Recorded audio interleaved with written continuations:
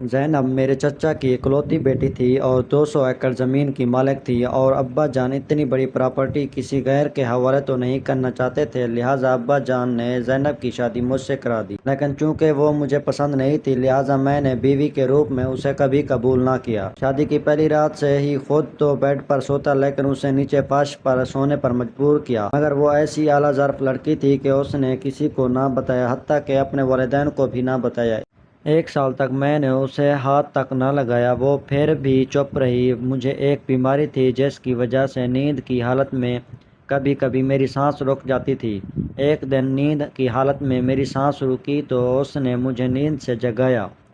مجھے بہت غصہ آیا اور میں نے کمرے میں اسے خوب ذلیل کیا اور پھر کمرے سے باہر نکال دیا۔ پھر اچانک مجھے پچھتاوا ہوا کہ اس نے میری ہمدردی میں ہی مجھے نیند سے بیدار کیا۔ اسے گھر میں ڈھونڈنے لگا، وہ مجھے نہ ملی۔ الماری کھولی تو اس میں ایک خط پڑا تھا جس پر لکھا تھا کہ پچھلے 1 سال میں رات کو فرش پر سونے کے دوران میں نے 50 دفعہ۔ ماسٹر کی تعلیم مکمل ہونے والی تھی، میرا آخری سیمسٹر چل رہا تھا۔ جب میں عید کی چھٹیوں میں گھر آیا، میں نے آج دل میں منصوبہ بنا رکھا تھا کہ گھر جاتے ہی ابا جان کو اپنی پسند کے بارے میں آگاہ کروں گا۔ میری یونیورسٹی فیلو تانیہ مجھے بہت پسند تھی اور میں اس سے شادی کرنا چاہ رہا تھا، بس صحیح موقع کی تلاش تھی۔ اس دفعہ عید کے موقع پر گاؤں گیا تو میں نے سوچا کہ ابا جان کو اپنی پسند کے بارے میں آگاہ کروں گا اور پھر اپنے والدین کو تانیہ کے گھر بھیجوں گا تاکہ میری زندگی مکمل ہو جائے۔ ابا جان نے مجھے جیپ میں بٹھایا اور کہا کہ آؤ ذرا زمینوں کا چکر لگاتے ہیں۔ میں ابا جان کے ساتھ جیپ میں سوار ہوا۔ تھوڑی دیر بعد ہم اپنی زمینوں پر پہنچے تو ابا جان نے کہا کہ یہ ہمارے باپ دادا کی زمینیں ہیں جو ہمیں وراثت میں ملی ہیں۔ دادا جان کہا کرتے تھے کہ زمین ماں کی طرح ہوتی ہے، اس کی حفاظت ہم سب کی ذمہ داری ہے۔ میں نے کہا جی ابو جان، میں آپ کی اس بات سے اتفاق کرتا ہوں۔ اس کے بعد ابا جان نے مجھ سے سوال پوچھا کہ تیمور، کیا تم یہ پسند کرو گے کہ ہماری یہ زمینیں جو ہمیں وراثت میں ملی ہیں کسی غیر کے پاس چلی جائیں؟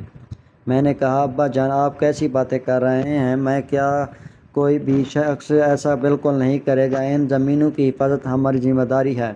ابا جان نے مجھ سے کہا تیمور بیٹا، زینب میری بھتیجی ہے، مجھے اپنی بیٹیوں سے زیادہ عزیز ہے، 200 ایکڑ اکلوتی وارث ہے، میں چاہتا ہوں کہ زینب کو اپنی گھر کی بہو بنا لوں۔ امید ہے کہ میری اس پسند پر تجھے کوئی اعتراض نہیں ہوگا۔ ابا جان کے منہ سے یہ الفاظ سن کر میں حیران ہوا اور پریشان ہونے کے ساتھ ساتھ سوچنے لگا کہ یہ میرے ساتھ کیا ہوا۔ میں تو یہاں ابا جان کو اپنی پسند کے بارے میں بتانا چاہتا تھا، لیکن اس سے پہلے ہی ابا جان نے مجھے ایک آزمائش میں مبتلا کر دیا۔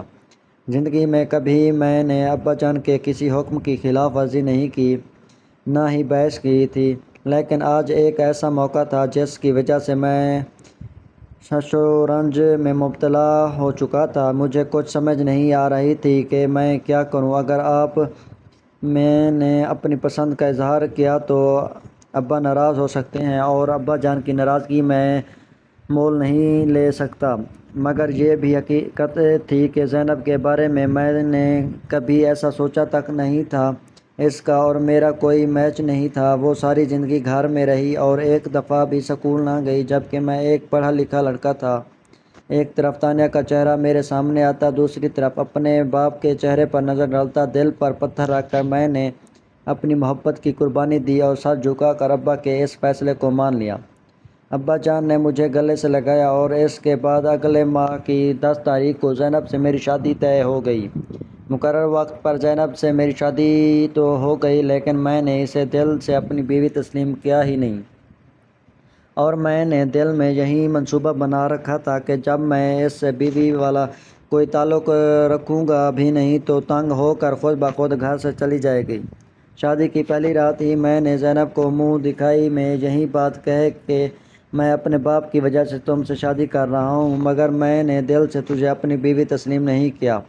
خود بیڈ پر سوتا اور اسے نیچے فرش پر سونے پر مجبور کرتا، مگر اس کے باوجود وہ بہت اعلیٰ ظرف لڑکی تھی۔ اس نے میری یہ بات کسی کو نہ بتائی۔ مجھے یقین تھا کہ وہ گھر جا کر اپنی ماں بہنوں کو میری اس حرکت کے بارے میں ضرور بتائے گی۔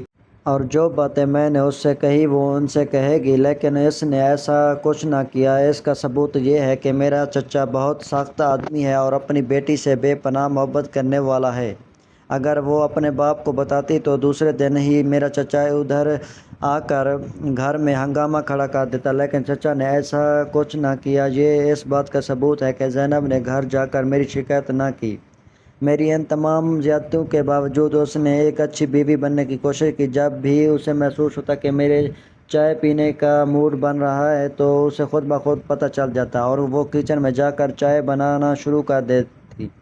اسے یہ بھی معلوم تھا کہ میں کون سے دن کون سی شرٹ پہنتا ہوں اور جوتوں کے بارے میں بھی اسے پوری معلومات تھی۔ میرے پسند کے کھانوں کے بارے میں بھی اسے علم ہو گیا۔ وہ روایتی بیوی والے سارے فرائض نبھا رہی تھی جبکہ میں اسے مسلسل اگنور کر رہا تھا۔ میں اس پر روایتی شوہروں والا کوئی حکم نہیں چلا رہا تھا کہ میرا فلاں کام کر لو، یہ کام کر لو، لیکن اس کے باوجود وہ خود بخود وہ میرے سارے کام کر رہی تھی۔ مگر ان تمام باتوں کے باوجود میں نے کبھی اسے دل سے تسلیم نہیں کیا۔ وہ گاؤں کی تھی جبکہ میں شہر میں پلا پڑا تھا۔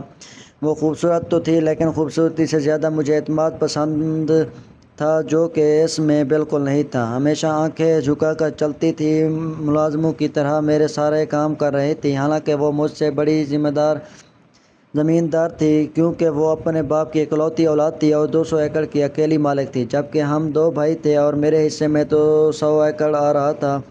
ایک دن میں صبح نہا کر کنگھی کر کے نیچے چلا گیا تو وہ ناشتہ بنانے لگی۔ میں یوں ہی نیچے لان میں اخبار پڑھنے میں مصروف تھا۔ آج چھٹی کا دن تھا تو دماغ تھوڑا فریش تھا۔ اخبار پڑھنے کا مجھے ویسے کوئی شوق نہیں تھا، بس یوں ہی وقت گزارنے کے لیے میں ہیڈ لائن پڑھ رہا تھا۔ میری عادت تھی کہ میں چھٹی کا دن ہمیشہ گھر میں ہی گزارتا تاکہ میں اپنی ماں اور باپ کو ٹائم دے سکوں۔ ویسے تو میں نے دل میں یہی منصوبہ بنا رکھے تھے کہ شادی کے بعد اپنے ہونے والی بیوی کے ساتھ چھٹی کے دن وقت گزاروں گا، اسے کہیں گھمانے لے جاؤں گا، لیکن میرے تو سارے خواب چکنا چور ہو چکے تھے۔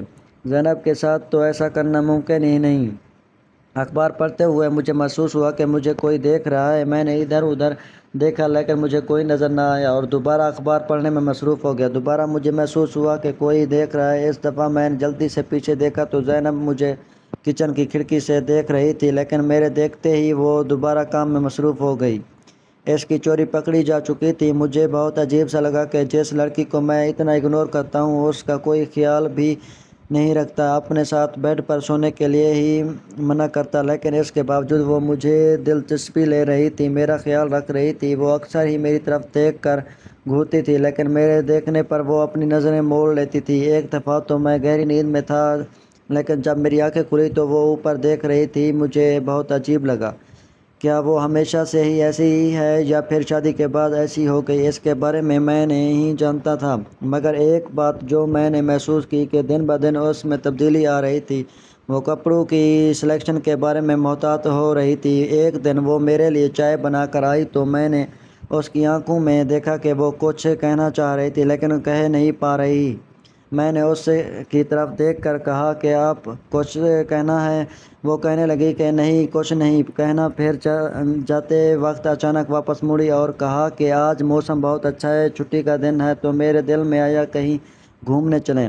اس کی یہ بات سن کر میں حیران ہوا اور اس کی طرف دیکھ کر کہا کہ کیا کہہ رہی ہو؟ میں تمہارے ساتھ سونا پسند نہیں کرتا تو گھومنے کیسے چلا جاؤں؟ بڑی عجیب لڑکی ہو، چھوٹی سی بات کو نہیں سمجھتی کہ میں نے اپنے باپ کی وجہ سے تو شادی کی، ورنہ میرا کوئی ایسا ارادہ نہیں تھا۔ وہ کہنے لگی اگر آپ نے شادی کر ہی لی تو پھر نبھانے کی کوشش تو کریں۔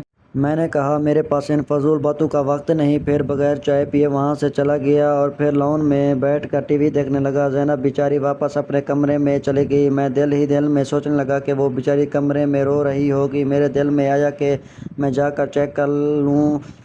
جب کمرے میں گیا تو وہاں وہ موجود نہیں تھی۔ اس کے بعد میں نے کچن میں جھانک کر دیکھا تو وہ ادھر بھی نہیں تھی۔ ڈھونڈتا ڈھونڈتا آخر ایک کونے والے کمرے میں گیا تو کوئی سسکیوں کی آواز آ رہی تھی۔ میں نے غور کیا تو وہ اپنے آپ سے باتیں کر رہی تھی، روتے ہوئے کہہ رہی تھی کہ یا اللہ میں یہ کس ازمائش میں آ چکی ہوں۔ میں اپنے خاندان کے ایک ایک فرد سے بہت محبت کرتی ہوں، تیمور بھی ہمارے خاندان سے ہے، اپنا خون معلوم ہوتا ہے، اس سے بھی محبت ہے، لیکن اس کے رویے کی وجہ سے میں بہت پریشان ہوں۔ یا اللہ اس کے دل میں میرے لیے رحم ڈال دے۔ اس سے آگے میں سن نہ پایا کہ کہیں میرا دل اس لڑکی کی وجہ سے نرم نہ ہو جائے، کیونکہ میں ایسا ہرگز نہیں چاہتا تھا۔ میں نے تو آج تک اپنے دل میں جگہ بھی نہ دی، اور تانیہ دور ہونے کے باوجود میرے دل میں بیٹھی تھی۔ میں تو اس انتظار میں تھا کہ میرے اس رویے سے تنگ ہو کر آخر یہ گھر چھوڑ کر چلی جائے گی، اور مجھے اس بات کی امید بھی تھی۔ ابا جان نے محسوس کیا کہ شادی کے بعد میں زینب کو لے کر کہیں نہیں گیا، نہ ہی اسے گھمانے لے گیا، تو آج ابا جان نے مجھے سے کہا کہ کل زینب کے ساتھ شہر چلے جاؤ، کچھ دن ادھر ٹھہر جاؤ۔ میں نے دل میں سوچا کہ ابا جان نے مجھے کس ازمائش میں ڈال دیا۔ شہر میں بھی ہمارا ایک گھر تھا۔ میں زینب کو ساتھ لیے شہر کی طرف روانہ ہوا۔ ابا جان نے 2 دن قیام کرنے کا حکم دیا تھا، اور یہ 2 دن مجھ پر بہت بھاری پڑنے والے تھے، مگر شہر جا کر میں نے دل میں سوچا کہ اب ہی گئے تو اس لڑکی سے اپنا رویہ کچھ درست کر لوں۔ یوں مسلسل خاموشی اچھی نہیں، اور یہ بہت عجیب لگتا ہے کہ ایک بندی آپ کے ساتھ ہے اور آپ اس سے بات تک نہیں کر رہے۔ رہائش پر جا کر میں نے اس سے کہا کہ کپڑے تبدیل کر لو، ہم ایک اچھے سے ہوٹل میں کھانا کھانے جا رہے ہیں۔ میری یہ بات سن کر اس کی آنکھوں میں چمک پیدا ہوئی۔ پہلی دفعہ میں نے اس کے چہرے پر خوشی محسوس کی، اور اس کے بعد اپنے دل کو بھی سکون ملا، ایسا سکون جو میں چاہتا تھا، لیکن اس لحاظ سے نہیں چاہتا تھا کہ زینب میرے ساتھ میں تو تانیہ کے ساتھ اپنی زندگی گزارنا چاہتا تھا، ایک ایک لمحہ اس کے نام کرنا چاہتا تھا، رات کو سڑک کے کنارے اس کے ہاتھ پکڑ کر چلنا چاہتا تھا، مگر زینب تو ایسی تھی ہی نہیں، وہ میرے ٹائپ کی ہی نہیں تھی۔ ایسا محسوس ہوتا تھا جیسے وہ میری نوکرانی ہو اور میں اس کا مالک ہوں، مگر مجھے اس قسم کا رشتہ بالکل پسند نہیں تھا۔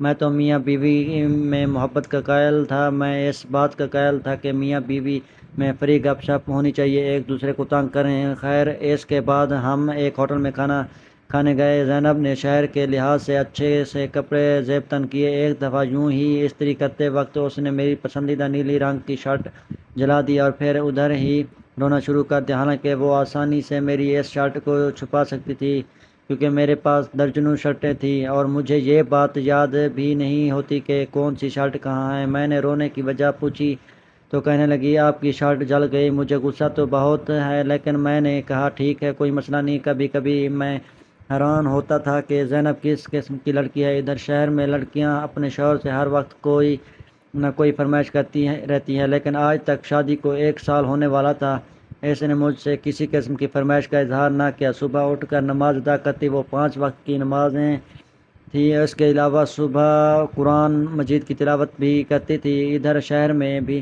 اس نے فرش پر ایک کپڑا بچھایا اور وہاں سونے لگی، کیونکہ اسے معلوم تھا کہ میں اس سے اپنے ساتھ بیڈ پر نہیں سونے دوں گا۔ ایک رات میں سو رہا تھا کہ سیدھا سونے کی وجہ سے میری سانس رک رہی تھی۔ یہ میرے دوست بھی میرے بارے میں یہی بتاتے تھے۔ بچپن میں والدین کو بھی میری اس بیماری کے بارے میں پتہ تھا کہ سیدھا سونے کی وجہ سے میری سانس میں رکاوٹ پیدا ہو جاتی ہے، مگر زینب کو کسی نے نہیں بتایا تھا۔ اسے محسوس ہوا تو اس نے مجھے نیند سے بیدار کرنا چاہا۔ صبح کا وقت تھا جب میں نے دیکھا کہ وہ اپنے ہاتھوں سے مجھے نیند سے بیدار کر رہی ہے۔ مجھے شدید غصہ آیا۔ میں نے زینب سے کہا کہ تمہاری جرأت کیسے ہوئی مجھے ہاتھ لگانے کی؟ میں نے منع بھی کیا تھا کہ میرے قریب مت آیا کرو، اور آج تو نے مجھے چھو لیا، تم سمجھتی کیا ہو اپنے آپ کو؟ جب میں تم سے کئی بار کہہ چکا ہوں کہ میں نے دل سے تمہیں تسلیم نہیں کیا، تو کیوں بار بار مجھے تنگ کرنے آ جاتی ہو؟ وہ کپ کپاتے ہوئے ہونٹوں کے ساتھ کہہ رہی تھی کہ دراصل آپ کی سانس روک رہی تھی اور چہرے پر کافی پسینہ تھا، تو اس لیے میں نے آپ کو بیدار کیا۔ میں نے کہا خبردار، آئندہ مجھے ہاتھ مت لگانا۔ میں اپنے بیڈ سے اٹھا اور اسے ہاتھ سے پکڑ کر کمرے سے باہر دھمکا دیا۔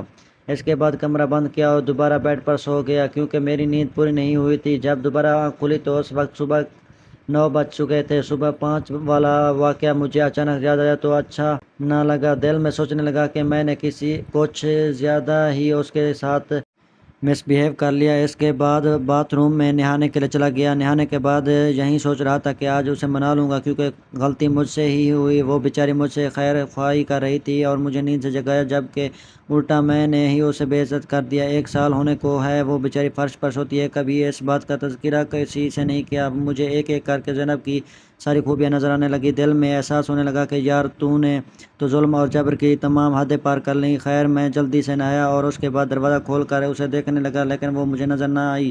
کچن میں آیا تو وہ ادھر بھی نہیں تھی۔ جب باہر صحن میں وہ مجھے نظر نہ آئی تو مجھے پریشانی محسوس ہونے لگی۔ ایسا محسوس ہو رہا تھا کہ جیسے کسی مچھلی کو کسی پانی سے باہر پھینک دیا ہو۔ میں اندر ہی اندر تڑپنے لگا، کیونکہ زینب کی وہ تمام اچھائیاں مجھے تڑپا رہی تھی اور جب کہ وہ مجھے نظر نہیں آ رہی تھی تو میں پریشان ہو گیا۔ میں تو اس سے معافی مانگنا چاہ رہا تھا۔ میں دل ہی دل میں محسوس کرنے لگا کہ میں اس کے یوں اچانک غائب ہونے پر اتنا پریشان کیوں ہوں۔ میں خود ہی تو چاہتا تھا کہ وہ گھر سے چلی جائے اور دوبارہ مجھے نظر نہ آئے۔ اب جب کہ میرا کام ہو گیا تھا اور وہ چلی گئی تو میں اتنا پریشان کیوں ہوں؟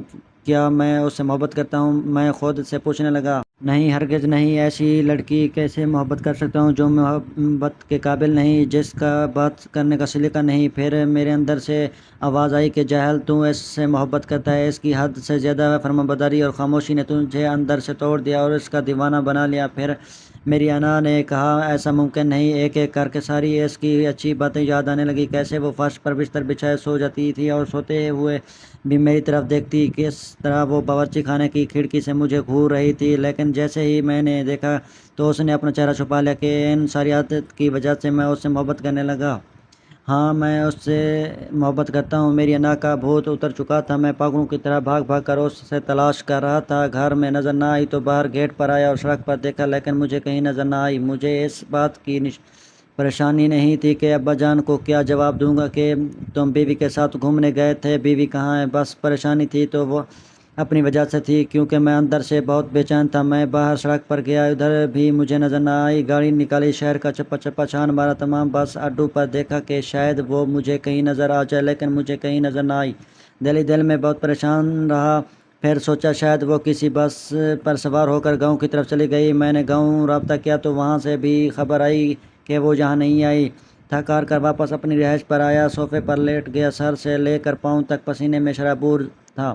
زینب کی ایک اچھائی مجھے یاد آ رہی تھی کہ شادی کی پہلی رات لے کر آج تک کیسے وہ خاموشی کے ساتھ فرش پر بستر بچھائے سو جاتی تھی، کیسے کچن کی کھڑکی سے وہ مجھے دیکھ رہی تھی۔ جیسے ہی میں نے دیکھا تو اس نے اپنا چہرہ چھپا لیا۔ کیا اس سے بھی بہتر بیوی مجھ سے مل سکتی تھی؟ زینب سے بڑھ کر مجھے کوئی نہیں پیار کر سکتا، اور اب میں اس سے اپنی جان سے بھی زیادہ پیار کرتا ہوں، لیکن افسوس کہ میں نے اسے کھو دیا۔ پتہ نہیں وہ کہاں ہے، خدا نہ کرے اس نے اپنے آپ کو نقصان نہ پہنچا دیا ہو۔ دل برداشت ہو کر میرے ظلم سے تنگ آ کر اس نے اپنی زندگی ختم نہ کر لی ہو، کہیں نہر میں چھلانگ نہ لگا لیا ہو۔ اسی طرح کے خیالات بار بار میرے دماغ میں آ رہے تھے اور مجھے پریشان کر رہے تھے۔ الماری کھولی تو وہاں ایک خط پڑا تھا، جس کو کھول کر میں پڑھا۔ اس میں لکھا تھا کہ میں تیمور کے قابل نہیں، لیکن بیوی ہونے کے ناطے میں اس بات کا خیال رکھتی ہوں۔ سوتے ہوئے تیمور کو سانس کا مسئلہ ہے، جس کی وجہ سے میں نہیں سو پاتی۔ بس یہی سوچ کر ساری رات نہیں سوتی کہ خدا نہ خواستہ تیمور سانس روک نہ جائے۔ ساری رات اس کے بستر کے سامنے میں بیٹھی رہتی ہوں تاکہ اس کا خیال رکھ سکوں۔ محبت کا تقاضا یہی ہے کہ قربانی دی جائے، لہٰذا اپنی نیند کی قربانی دے کر میں اس کا خیال رکھتی ہوں۔